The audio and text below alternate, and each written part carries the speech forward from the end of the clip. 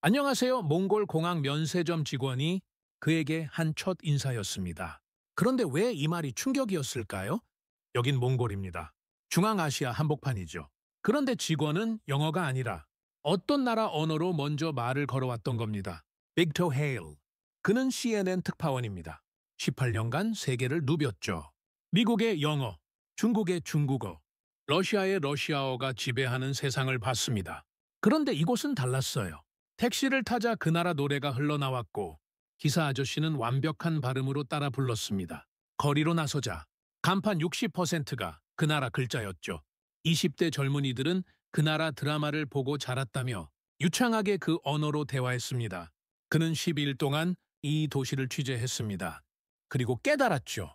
이 11세기 힘의 정의가 바뀌고 있다는 걸 말입니다. 대체 어떤 나라입니까? 바로 이야기 시작하겠습니다. 그 전에 좋아요. 구독은 영상을 만드는데 큰 힘이 됩니다. 댓글에 여러분의 응원의 목소리로 대한민국 최고를 외쳐주신다면 우리 대한민국의 위상이 세계로 울려 퍼질 것입니다. 저는 빅터 헤일입니다. CNN 국제부 특파원으로 18년을 일했죠. 중동의 포화 속에서 아프리카의 내전 한복판에서 그 모든 비극을 렌즈에 담아왔습니다. 전쟁터에서 살아남는 법도 배웠고 죽음의 냄새도 익숙해졌죠. 그런데 24년 12월 애틀랜타 본사에서 날아온 지시는 전혀 달랐습니다. 몽골 수도 울란바토르의 간판 60%가 한글이라는 제보였죠. 총이 아니라 글자가 도시를 점령했다는 겁니까? 솔직히 저는 믿지 않았습니다. 과장된 소문이거나 일부 지역의 현상일 거라 생각했죠. 그런데 칭기즈칸 국제공항에 내리는 순간 제 예상은 산산조각이 났습니다. 면세점 직원이 먼저 한국어로 말을 걸어온 겁니다. 안녕하세요. 뭘 도와드릴까요? 그 한마디가 제 고정관념을 깨뜨렸죠. 여긴 분명 몽골인데 왜 한국어가 먼저 들립니까? 저는 당황했습니다. 영어로 대답했지만 직원은 자연스럽게 한국어와 영어를 섞어가며 응대했죠. 마치 서울 인천공항에 온 것 같은 착각이 들 정도였습니다. 짐을 찾고 택시를 타는 순간 두 번째 충격이 왔습니다. 택시기사가 라디오를 틀자 BTS의 노래가 흘러나왔죠. 그런데 기사 아저씨가 따라 부르는 겁니까? 발음이 거의 완벽했습니다. 한국 노래 좋아하세요? 제가 물었더니 그는 웃으며 대답했죠. 좋아하는 정도가 아니에요. 이젠 우리 노래 같아요. 그 말에 저는 할 말을 잃었습니다. 문화는 이렇게 스며드는구나 하는 생각이 들었죠. 호텔에 짐을 풀고 거리로 나섰습니다. 카메라를 들고 본격적인 취재를 시작한 겁니다. 그리고 메인 스트리트를 걸으며 저는 직접 세어보기로 했죠. 간판 하나하나를 카운트하면서 말입니다. 서울 치킨, 떡볶이 천국, 부산 카페, 강남 뷰티, 코리안 마트 한글 간판이 끝없이 이어졌습니다. 100개를 세는데 15분이 걸렸죠. 그중 62개가 한글이었습니다. 62%. 제보가 정확했던 겁니다. 아니, 오히려 과소평가됐을 수도 있다는 생각이 들었죠. 드론을 띄워 항공 촬영을 했습니다. 화면 속 울란바토르는 마치 서울 명동의 복제판 같았죠. 한글 간판들이 도시를 뒤덮고 있었고 그 사이사이로 몽골 전통 문양이 섞여 있었습니다. 이건 침공이 아니라 융합이었죠. 강제가 아니라 선택이었습니다. 저는 렌즈를 통해 그 장면을 바라보며 생각했죠. 언어는 문화의 최전선입니다. 그리고 지금 그 전선이 완전히 옮겨지고 있었던 겁니다. 거리를 더 걸어가자 젊은이들 무리가 보였습니다. 20대 초반으로 보이는 청년들이 카페 앞에 모여 있었죠. 저는 다가가서 인터뷰를 요청했습니다. 한국 문화에 대해 어떻게 생각하세요? 그 한 청년이 유창한 한국어로 대답했죠. 저희는 한국 드라마 보고 자랐어요. 이젠 한국어가 제2 언어 같아요. 그의 발음은 거의 원어민 수준이었습니다. 다른 친구들도 BTS 노래를 한국어로 완벽하게 따라 불렀죠. 이건 학습이 아니라 체화였습니다. 그들은 한국 문화를 배운 게 아니라 흡수한 겁니다. 저는 수첩에 메모했습니다. 이 도시는 두 번째 서울로 진화하는 중이다. 그리고 이 현상의 근원을 찾아야겠다고 생각했죠. 대체 무엇이 이 변화를 만들었습니까? 단순한 한류 열풍으로는 설명이 안 됩니다. 간판의 60%를 바꿀 만큼 강력한 힘은 무엇일까요? 시내 중심가에 있는 대형 전광판이 눈에 들어왔습니다. 몽골 정부가 실시한 여론조사 결과가 떠 있었죠. 한국과의 경제 통합 지지율 78%. 저는 그 숫자를 보며 충격을 받았습니다. 78%라니 이건 압도적인 지지율이 아닙니까? 한글이 간판을 덮을 순 있습니다. 그러나 여론을 덮을 순 없죠. 이건 강요가 아니라 선택이었습니다. 몽골 국민들이 스스로 한국을 선택한 겁니다. 저는 호텔로 돌아와 노트북을 켰습니다. 첫 리포트 초안을 작성하기 시작했죠. 그런데 손이 떨렸습니다. 18년 경력의 기자가 왜 떨립니까? 이유는 간단했습니다. 저는 지금 역사의 전환점을 목격하고 있었던 겁니다. 언어가 바뀌면 사고방식이 바뀝니다. 사고방식이 바뀌면 문화가 바뀌죠. 그리고 문화가 바뀌면 국가의 정체성마저 흔들립니다. 울란바토르는 지금 그 과정의 한복판에 있었던 겁니다. 창밖을 바라봤습니다. 밤이 된 도시는 네온사인으로 빛나고 있었죠. 그 불빛 대부분이 한글이었습니다. 저는 중얼거렸습니다. 이건 단순한 유행이 아니다. 체계다. 시스템이다. 그리고 내일부터 그 시스템의 뿌리를 찾아야겠다고 다짐했죠. 누가 이 변화를 시작했습니까? 어떻게 이렇게 빠르게 퍼져나갔습니까? 저는 그 답을 찾기 위해 몽골에 왔습니다. 그리고 이제 본격적인 취재가 시작되는 겁니다. 다음 날 아침 저는 한 인물을 찾아갔습니다. 김수진 교수. 울란바토르에서 30년을 살아온 한국인 언어학자였죠. 현지 조사 과정에서 여러 사람이 그녀의 이름을 언급했습니다. 이 모든 변화의 시작은 김 교수님이에요. 저는 호기심이 생겼죠. 대체 이 여자는 누구이며 무엇을 한 겁니까? 국제울란바토르 대학교 3층 좁은 복도 끝에 그녀의 연구실이 있었습니다. 문을 열고 들어서는 순간 책 냄새가 코를 찔렀죠. 사방이 책으로 가득했습니다. 한국어 교재, 몽골어 사전, 문법 노트들이 천장까지 쌓여 있었죠. 그리고 책상 한가운데 낡아서 표지가 해진 사전 한 권이 놓여 있었습니다. 김 교수는 그 사전을 쓰다듬으며 말했죠. 이게 모든 시작이었어요. 그 사전은 구소련 시절에 만들어진 한국어 마이너스 몽고어 사전이었습니다.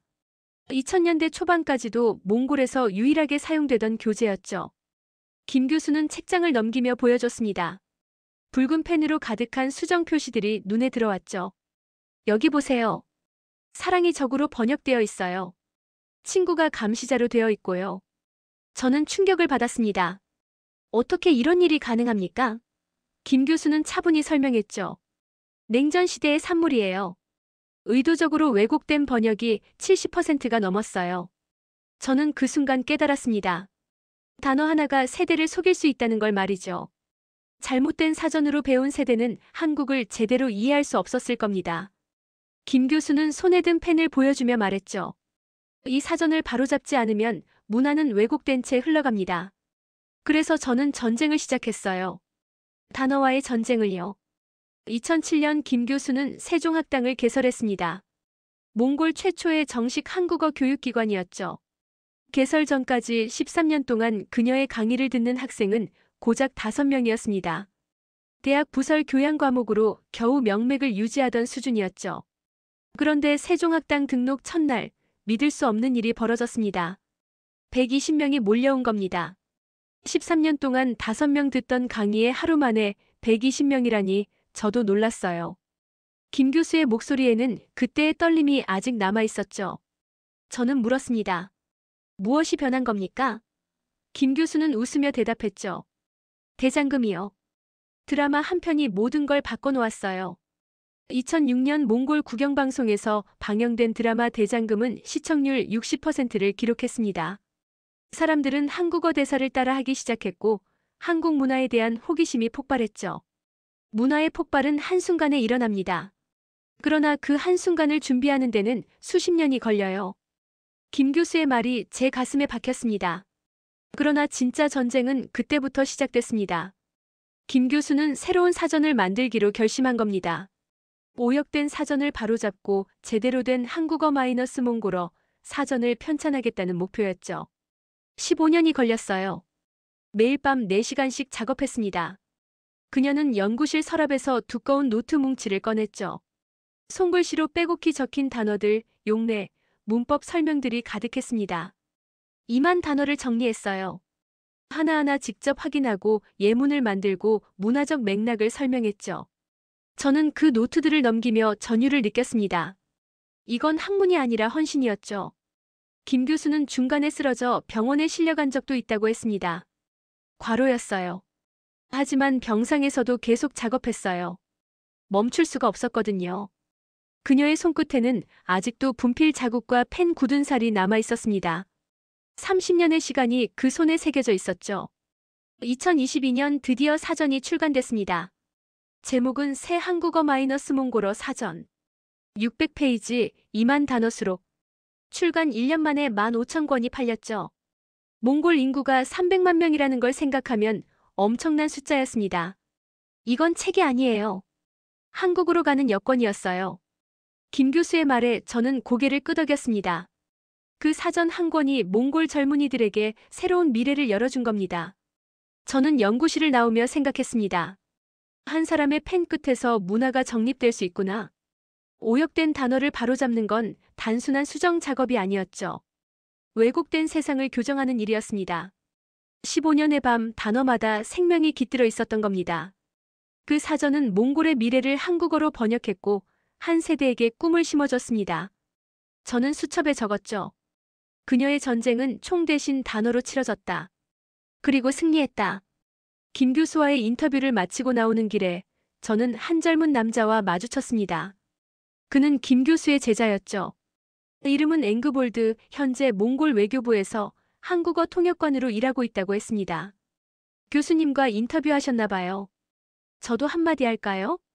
그의 제안에 저는 기꺼이 응했죠. 근처 카페에 앉았습니다.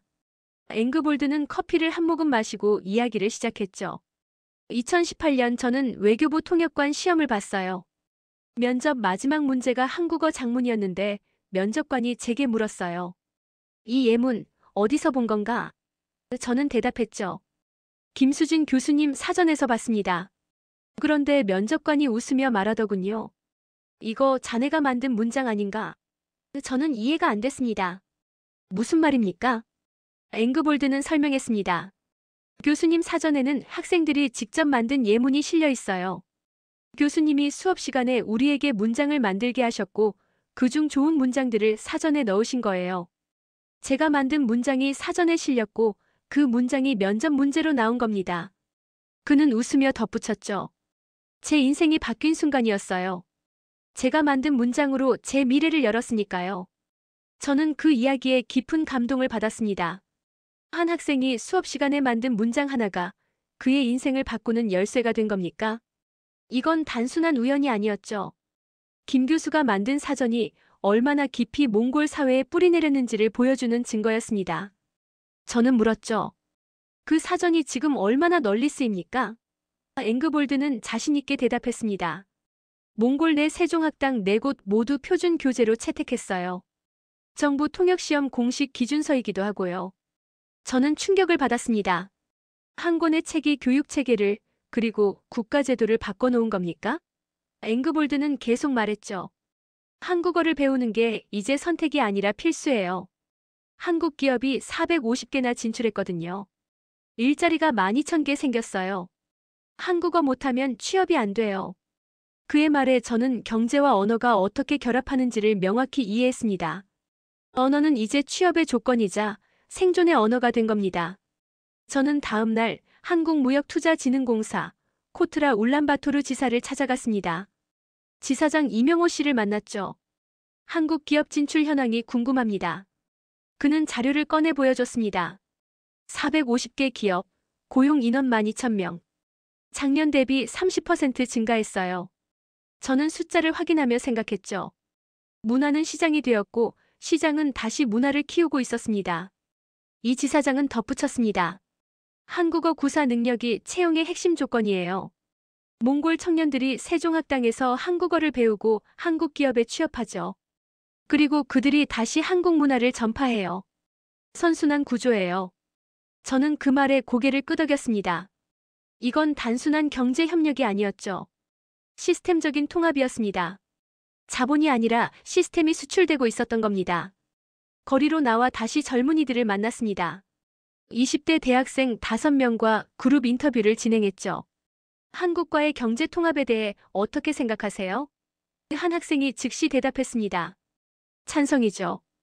당연히요. 다른 학생도 맞장구 쳤어요. 한국 기업에서 일하면 월급이 2배예요. 몽골 기업보다 복지도 좋고요. 또 다른 학생은 말했죠. 저희 세대는 현실주의자예요. 한국이 우리한테 기회를 주니까 선택하는 거예요. 저는 그들의 눈빛에서 확신을 받습니다. 이들은 한류 팬이 아니었죠. 실용주의자들이었습니다. 몽골 20대의 91%가 한국과의 경제 통합에 찬성한다는 통계가 허황된 숫자가 아니었던 겁니다. 그들은 한국을 동경하는 게 아니라 한국처럼 살아가기를 원하고 있었습니다. 단어가 통장을 바꿨고 문화가 삶을 바꿔놓은 겁니다. 저는 호텔로 돌아와 첫 CNN 리포트 초안을 작성하기 시작했습니다. 제목은 이렇게 정했죠. 더 시티 스피크스 코리안 언드 잇 민즈 잇. 도시가 한국어를 말한다. 그리고 그건 진심이다. 저는 타이핑하면서 깨달았습니다. 이건 단순한 유행이 아니라는 걸 말이죠. 한국은 시스템으로 마음을 얻었습니다. 한글은 문자가 아니라 시스템이었고 사전은 책이 아니라 여건이었던 겁니다. 저는 지금 소프트 파워의 실체를 보고 있었습니다. 군사력도 원조도 아닌 문화와 신뢰로 한 나라가 다른 나라의 선택을 받는 과정을 목격하고 있었던 겁니다. 저는 수첩 마지막 페이지에 굵게 적었죠. 이건 침공이 아니다. 협력이다. 그리고 승리다. 첫 리포트를 본사로 송출한 다음 날 애틀랜타에서 이메일이 날아왔습니다. 편집국장 마크 톰슨의 메시지였죠. 빅터, 자네 리포트 봤네. 너무 긍정적이지 않나? 우리가 한국을 홍보하는 건가? 저는 화면을 멍하니 바라봤습니다. 홍보라니 무슨 말입니까? 저는 본 것을 기록했을 뿐인데 말이죠. 이틀 뒤 화상회의가 소집됐습니다. 편집국 간부 5명이 모니터에 나타났죠. 분위기는 냉랭했습니다. 한 편집자가 말했어요. 78% 여론조사, 이거 정말 믿을 만한 건가? 표본 크기는 확인했나? 저는 대답했습니다. 확인했습니다. 표본 2,500명, 오차 범위 플러스 마이너스 2%입니다. 그러자 다른 편집자가 끼어들었죠. 조사기관은 어딘가? 정부 산하 아닌가? 저는 순간 당황했습니다. 물론 정부 산하 기관이었죠. 그러나 그게 데이터를 무효화시킵니까? 저는 침착하게 말했습니다. 바야르 리서치입니다. 몽골 최대 여론조사 기관이고 국제 기준을 따르고 있습니다. 하지만 회의실 분위기는 여전히 회의적이었죠. 마크 국장이 말했습니다. 빅터, 우린 자네를 믿네. 하지만 좀 더 균형을 맞춰야 해. 반대 의견도 담아줘. 회의가 끝나고 저는 생각했습니다. 진실은 늘 불편하죠. 특히 그 진실이 기존의 서열을 흔들 때 말입니다. 한국이 이렇게까지 영향력을 행사한다? 서방 언론으로서는 받아들이기 어려운 현실이었던 겁니다. 그러나 저는 기자입니다. 팩트는 정치가 아니라 수학이죠. 저는 다시 현장으로 나가기로 했습니다. 바야르 박사를 직접 찾아갔습니다. 그의 연구소는 울란바토르 중심가에 있었죠. 데이터 원본을 보여주실 수 있습니까? 바야르 박사는 선뜻 동의했습니다. 당연하죠. 우리는 투명하게 운영합니다. 그는 두꺼운 파일을 꺼냈어요. 엑셀 시트가 프린트된 수백 장의 자료였죠. 표본 2,500명, 지역별 분포, 연령별 분포, 반복 조사 결과까지 모두 일치했습니다. 저는 데이터를 하나하나 확인했습니다. 숫자는 거짓말을 하지 않았죠. 78%는 정확했습니다. 오히려 젊은 층에서는 90%가 넘었어요. 저는 바야르 박사에게 물었죠. 정부 압력은 없었습니까? 그는 단호하게 대답했습니다. 없었어요. 우리 조사 방법은 국제 표준을 따릅니다. 유엔 개발 계획도 우리 데이터를 인용하고 있어요. 저는 고개를 끄덕였습니다. 숫자는 정직했죠. 사람만 흔들렸던 겁니다. 그러나 본사의 요구를 무시할 수는 없었습니다. 저는 반대 의견을 가진 사람을 찾아야 했죠. 국립대학교 사회학과 다시 교수를 인터뷰하기로 했습니다. 그는 한국 문화 유입에 비판적인 지식인으로 알려져 있었어요. 다시 교수의 연구실은 어두웠습니다. 커튼이 반쯤 처진 창문으로 희미한 빛만 들어왔죠. 그는 천천히 말했습니다. 한국 문화는 잠시의 열풍일 뿐이요. 언어는 배워도 정체성은 쉽게 바뀌지 않소. 몽골은 몽골이요. 저는 그의 눈을 바라봤습니다. 자존심이 보였죠. 그러나 동시에 두려움도 느껴졌습니다. 변화에 대한 두려움 말입니다. 그렇다면 교수님은 왜 젊은이들이 이렇게 한국을 선택한다고 보십니까? 제가 물었죠. 다시 교수는 한숨을 쉬었습니다. 경제적 유혹이요. 하지만 그게 전부는 아니지 않소? 우리 고유의 가치를 잃어서는 안 돼요. 저는 그의 말에 일리가 있다고 생각했습니다. 그의 말이 맞길 바랐죠. 그래야 세상이 균형을 유지하니까요. 그러나 현장은 달랐습니다. 저는 다음 날 GS25 울란바토르점을 방문했죠. 일부 외신에서는 이런 한국 기업들을 경제적 침투라고 표현했습니다. 저는 직접 확인하고 싶었어요. 매장에 들어서자 직원 6명이 모두 몽골인이었습니다. 점장 바트 씨에게 물었죠. 한국인 직원은 없습니까? 그는 웃으며 대답했습니다. 본사에서 처음 교육할 때만 왔었어요. 지금은 전부 현지인이 운영해요. 저는 매대를 둘러봤습니다. 한국 제품과 몽골 제품이 나란히 놓여 있었죠. 김치 옆에 몽골 전통 요구르트가, 라면 옆에 몽골식 만두가 진열되어 있었습니다. 이건 침투가 아니라 협력이었죠. 융합이었습니다. 저는 카메라로 그 장면을 담으며 생각했습니다. 매대 뒤의 직원은 몽골인이었고 고객도 몽골인이었습니다. 이건 착취가 아니라 협력의 얼굴이었던 겁니다. 호텔로 돌아와 또 다른 이메일이 와 있었습니다. 조금 더 균형을 맞춰라. 본사의 메시지였죠. 저는 노트북 앞에 앉아 오랫동안 생각했습니다. 균형이란 무엇입니까? 진실과 거짓 사이에서 중간을 택하는 게 균형입니까? 저는 결심했죠. 나는 선정가가 아닙니다. 그러나 거짓된 중립도 진실은 아니죠. 나는 기록자입니다. 온 것을 기록할 뿐입니다. 저는 타이핑을 시작했습니다. 나는 스스로를 의심했다. 그게 기자의 본능이다. 그러나 팩트는 편을 들지 않는다. 누군가는 그걸 증언해야 한다.